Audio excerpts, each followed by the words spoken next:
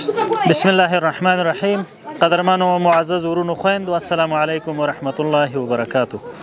هیله یم چې ټول به روغ جوړ یاستئ او د روژې مبارکې میاشت به په تاسو باندې په خیر او خوشحالۍ او په عبادتونو کې تیریږي. نن د روژې مبارکې میاشتې 14 روژه ماتی دی. د تیر په څیر هره ورځ موږ د خپلو بیچاره او فقیرو هیوادوالو په خدمت کې یو. 213 روژتیانو ته مو روژه ماتې تیار کړی. زموږ د هیواد اکثره خلک فقیر دي، بیچاره دي، مسکینان دي، بېوزله دي. دوی ته چې کله موږ ډوډۍ ورکوو نو ډېر زیات د خوشحالۍ احساس کوي، ځکه فقیران دي، په دوی باندې اختر دی.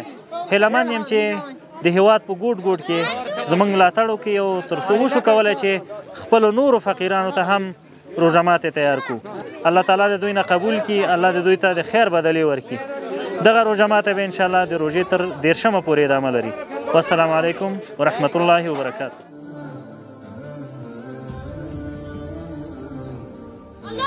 50 فامیل از بیدار دمیجا دمی کم زندگی میکنن.